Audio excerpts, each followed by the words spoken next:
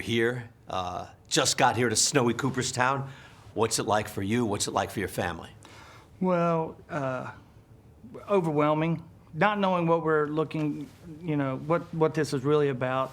Knowing who's here, understanding that, and understanding the significance of your career to get to this point. I mean, it's a lot of things going on. Not sure of how to put it in the right terms right now, just because it's taken a long time to get here. Right. I mean, it's a long road. Even before you hit the ballot, your ballot was a long road. What were you thinking the first years when your vote totals were at 10, 11%? Well, that was the best, because that was probably when I was still in that real highly competitive. And I'm like, what's going on? I don't understand. And Reed, Ryan, some guys were like, hey, you just got to play the long road, and you're thinking the long road, and you're like, pfft. And at that point, there's a lot of names on the ballot, and so you start to see it play out as it goes. But you start getting that 60%, and then last year was very tough. So yeah, but it was just kind of enduring the that constant. Is this really going to happen? Is this possible? And then you get 5 votes short, and then you're sitting here going, and you get the kiss of death of like, hey, nobody's ever not gotten in when they got this close. You're like, right. Well, there's always going to be one. And so, that played heavy. But this was a tough one. This was a tough year waiting, and then you go out and you throw up an 82%, and where did that come from? So, the whole process is tough to deal with. It's all the sweeter, right? Oh, yeah, Think about it. Right, it's absolutely. hard to get here. It's hard to be considered to be here. I didn't. So first left-handed relief pitcher. Who told you that? I think it was Raleigh. Raleigh Fingers told me that. Yeah. And I mean, when you're getting phone calls and messages from Nolan Ryan, and those. I think Johnny Bench called me. I remember sitting, and Johnny Bench called me, and I look over at my wife, and I'm going, did you see who this is? I'm still a fan of the game. Right. I love the game. And so when these guys are calling me, I'm going, these are the guys I looked up to and wanted to be like. This is the guys I pretended to be. And so, now you're getting phone calls, and you're going, welcome to the clubhouse. Mm-hmm. So that's awesome.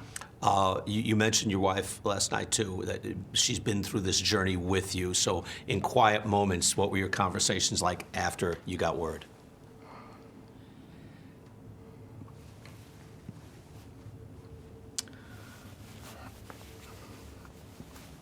She lost a lot through this. Her father getting murdered, and having to deal with my career. Being a closer's wife sucks. You're good only when you're good. And so she threw every pitch. She competed every play, going through New York, reading. You can't help but read and hear the things on the news. So she'd been through it all. And I didn't realize that until I got into my son's career. You're sitting in the stands, and somebody says your son sucks, or they're not this or not that, and you're, what? Well, she had to sit there and deal with that. Mm-hmm. You're sitting there, and your husband has a bad playoff game, and they're just roasting you, and and she's listening to the radio or TV, and somebody goes, oh, he's really doing well, and she's just as, she's saying, oh, you're going to jinx him, she's as, into it as everybody else. So, have her for 30 years go through this ride, I'm lucky. Wow, that's great. You've been through some tough things then. Really, really tough things. Well, I don't think I could have got through it without her, and that's what baseball's done for me. And you got to pack your lunch every day and go right back out there. If you've had a bad day, you just roll back out there. That's the beauty of the game. There's always tomorrow. Wow. I know you had some blown saves here and there, but for the criticism that you had a lot of years with a 1.43 ERA too, Billy, where most all of your years were like there wasn't that much failure.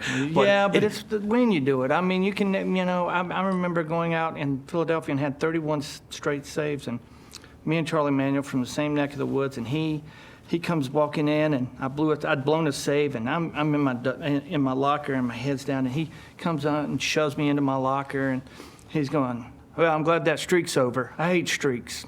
Being a closer is it's the greatest role because you're only going to play when it matters. And you're going to play a lot if you're on the good teams. And, you know, for me, in 16 years, I've played on, you know, a ton of great teams, but the players that played behind me were Bagwell and Biggio and Jeff Kent and Lance Berkman and, gosh, there's too many, the bullpen guys that, you know, Jay Powell. And I told him I'd bring his name up because he said that everybody talks about starting pitchers, but, you know, the relievers that get you the ball are the ones that don't really get the credit. And, you know, I wouldn't be where I'm at today if it wouldn't be for those guys and starters who couldn't finish games. Right. Right. One last thing then. Who do you think you want to talk to, or when you get here in the summertime, who do you think you want to, you know, meet? 'Cause I feel like you must know most all these guys, but these guys are before your time, right? Well, you know, I got that. You know, of course, I'm a big Sandy Koufax fan. I've gotten to know him when I was playing and things, and his stories are fantastic. When I gotten to know Robin Roberts, and he was fantastic. But I love the stories. I love listening. I probably want to just sit down with Goose Gotches and listen to him talk about, you know, how the game was and how it was so different, because I say the same thing to my son. Well, if you'd have done that, I'd knocked you down. Right. You know, where Goose wouldn't have knocked you Things down. are a little He'd hit you different. in the head. But I think it's the evolution of the game. I think just being able to talk to guys and just appreciate each other, because it's not a who's who now. We're all in this clubhouse. We're all together. We're past this who's better and who's not and stuff. And, you know, the value system is we're all Hall of Famers and we're all in the clubhouse now. And now we're all fans of each other.